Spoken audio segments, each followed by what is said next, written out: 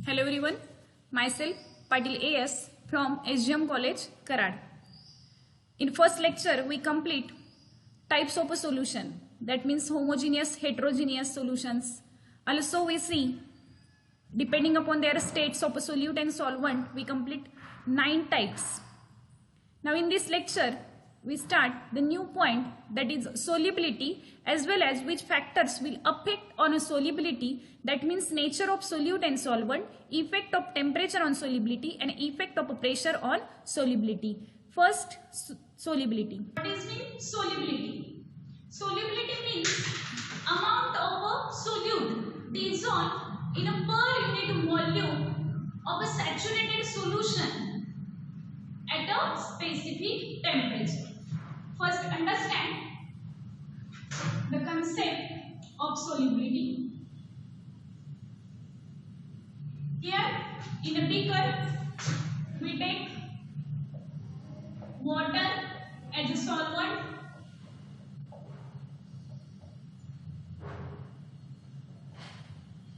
It's our solvent.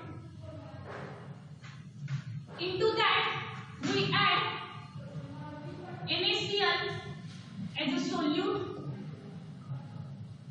What is the solubility? The amount of a solute which is dissolved in a per unit volume. This is our saturated solution of water plus NaCl. The amount of a solute which is dissolved of this per unit volume at a specific temperature is the solubility. That means if we are taking 1 liter of the water and we add 200 grams of a salt as a solute, then how many solute will dissolve as a per unit volume of this 200 grams is the solubility. What is the definition of solubility? Amount of solute dissolves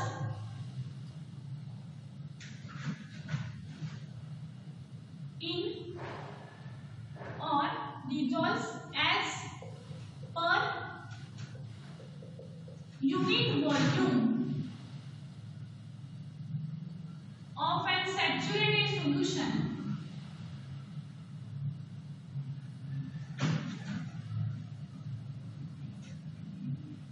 at specific temperature. Most important thing is a specific temperature. Amount of a solute dissolved as per unit volume of a saturated solution in a specific temperature. How many solute will be dissolved into that per unit volume? From that per unit volume, you remember that in 11th class, the word per unit volume is present into the molarity. What is the molarity? Molarity is nothing but number of moles as per unit volume. Similar to that, we say that molarity is equal to solubility. Solubility is equal to molarity. What is molarity? Number of moles divided by unit volume, per unit volume. Similar here, number of solutes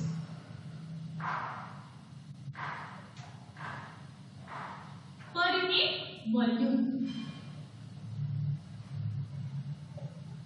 Now formula, unit of molarity is number of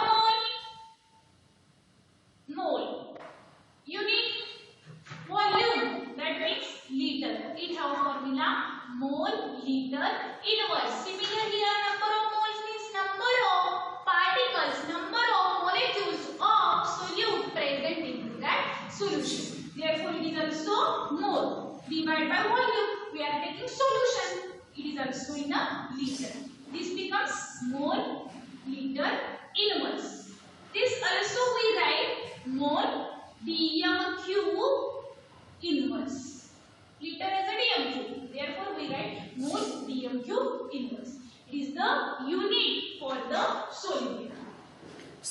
solubility is the amount of a solute dissolved per unit volume of a saturated solution of specific temperature. The unit of solubility is a mole liter inverse. Now the next point, the factors affecting on solubility. Here we start the first factor, that means nature of solute and a solvent, which will be affect on the solubility. For that we see in our solution we take NaCl as NaCl is into the solid state while that water is into the liquid state. NaCl is dissolved, totally dissolved into the water. Why it will be happen? First we discuss the nature of that NaCl, that means our solute. NaCl into NaCl, that Na having positive charge and Cl having negative charge. Due to the opposite charge present on the Na and Cl, they are tightly bound to each other. In between Na and Cl, ionic bond is present. While in a case of a water molecule having hydrogen oxygen bond, in between hydrogen and oxygen covalent bond is present. But in a case of a solute and solvent, solute NaCl and a solvent water molecule, it contains the oxygen having electronegative charge while that Na having electropositive charge. If we compare the another water molecule, then that water molecule, from that water molecule, hydrogen having electropositive charge on the oxygen having electronegative charge, that will be bond towards the Na plus in between two molecules of hydrogen having hydrogen bonding. Due to this electropositivity and electronegativity, that oxygen is bonded to Na, that means positive Na ion, and the water molecule, second water molecule, on the hydrogen delta plus charge, that means that delta plus charge is bonded with negatively charged chlorine. Every water molecule is bonded to sodium as well as the chlorine. Oxygen is attached to Na while the hydrogen, that means having delta positive charge, that is attached to the chlorine molecule. From this we understand which bond will be break and which will be bond to the other one.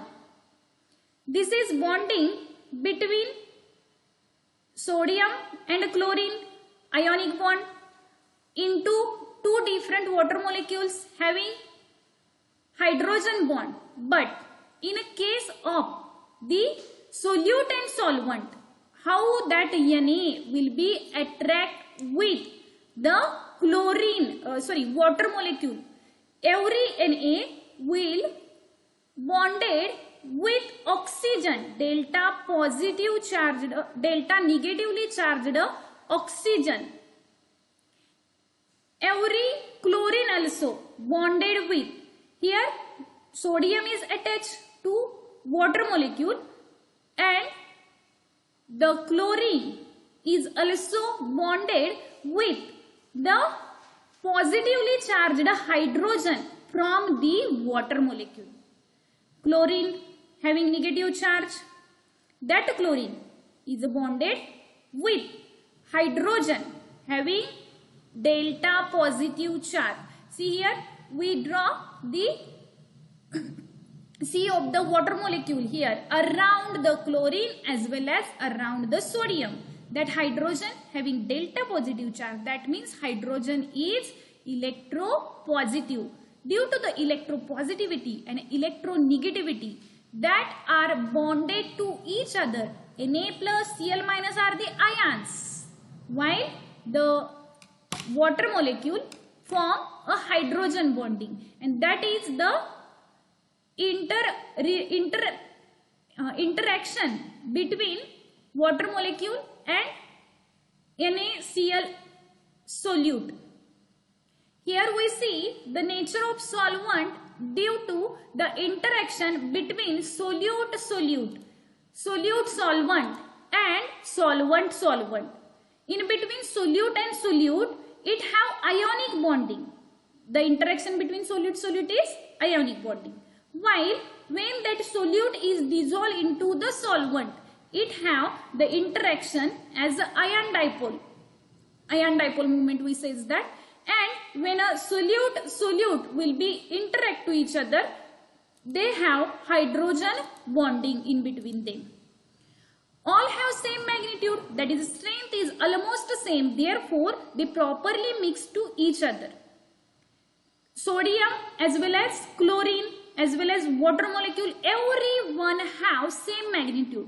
जर same magnitude नसती तर काय झालं असतं, त्यातला प्रत्येक मधला bond break करायला आपल्याला वेगवेगळं टेम्परेचर द्यावं लागलं असतं. For that they have a same magnitude, so they will be properly mix each other and form a uniform solution. This intermolecular force of attraction is known as nature of solute and a nature of solvent. Compounds with similar chemical characteristic. Intermolecular forces are more soluble in each other than that those are entirely different in nature. Here we consider the nature of that solute and solvent. If we compare comparison between solute and solvent, if both are polar, then they easily dissolve in each other. That phenomenon is known as like dissolve like. That means solute is polar, solvent is polar, they easily dissolve. Now when solute and solvent both are non-polar, non-polar organic compound like a cholesterol dissolves in a non-polar solvent such as a benzene, they also dissolve. They obey the phenomenon of like dissolve likes. That means non-polar solute cholesterol is totally dissolved into the non-polar solvent benzene. When both have a same characteristic, then they shows like dissolve like. But why sugar will be dissolved into the water? We know that sugar mixture into the water, it is totally dissolved. They form a uniform phase. They form a homogeneous mixture. Why it will be happen? It is due to the bond, hydrogen bond will be formed in between water molecule and that of a sugar. See here, non-polar solute. We are taking sugar. It will be dissolved into the polar solvent water. They form a hydrogen bonding between each other. Therefore, that is intermolecular force of attraction dissolve into the water. That sugar will be dissolved into the water. Similar example, the naphthalene is dissolved into the benzene, but it cannot be dissolved into the water because that naphthalene is a non-polar. Also the benzene is non-polar, so it will be dissolved into that. The effect of temperature on a solubility we see now. This will be explained by Le-Chatelier principle. There is a two reaction we consider here. In first reaction, what happened? KCl is adding into the water. That means KCl plus water. That type of a reaction is endothermic reaction. In this reaction, the reactant absorbs the heat, and when we give the heat to that reaction, what happens? Firstly, understand the concept. Reaction require heat and we give to heat that reaction. Then that reaction becomes forward. The rate becomes forward. That means fast reaction will be occurs. पहिल्या reaction मध्ये जेव्हा KCl water molecule बरोबर react होतो, जेव्हा ते react होतात त्यासाठी heat, ते रिएक्टंट हीट ऍब्सॉर्ब करतात आणि आपण परत त्याला हीट देतो, म्हणजेच ती रिएक्शन काय होणार आहे, फास्ट होणार आहे. इन second reaction when calcium chloride is react with water, it evaporate or it given out heat, and if we give the heat, this reaction is exothermic, that means heat is given out and again we give to heat to that, then what happen, that reaction cannot goes fast. From these two we understand, by the Le-Chatelier principle we understand, in case of an endothermic reaction, that a heat, that means temperature, is directly proportional to the solubility, and if the reaction is exothermic, then temperature is inversely proportional to the solubility. आता पहिल्या reaction मध्ये काय आहे बघा, endothermic आहे, heat हवी होती, आपण हीट दिली म्हणजेच काय, सोलिबिलिटी इन्क्रीज झाली, temperature is directly proportional to the solubility. In second reaction heat will be given out and we give heat, exothermic आहे, अजून आपण हीट देतोय, काय होणार, सोलिबिलिटी डिक्रीज होणार. That means solubility is directly proportional in endothermic reaction, while solubility is inversely proportional to the exothermic reaction. But the Le-Chatelier principle cannot obey in all reaction. Therefore, different scientists draw the graph of the solubility versus temperature. When temperature increases, what is the effect of solubility on that are given by this graph. From this graph we understand, if we consider the example of NaCl or KCl or NaBr, if temperature increases, solubility slightly increases. In a case of the KNO3, NaNO3 and KBr, when see here KNO3, start from this point, when temperature goes on increases, the solubility is greaterly increases. And one exception for the temperature and solubility, solubility of Na2SO4 decreases with increase in temperature. Temperature increases, solubility decreases. The solubility of a gas in water usually decreases with increase of a temperature. Temperature increases, solubility increases. When gases are dissolved in water, the gas molecules in liquid phase are condensed. The condensation is an exothermic process. The solubility of gases in water must decreases as the temperature increases. Now the next is the effect of pressure on the solubility. Firstly, we consider the solid in liquid.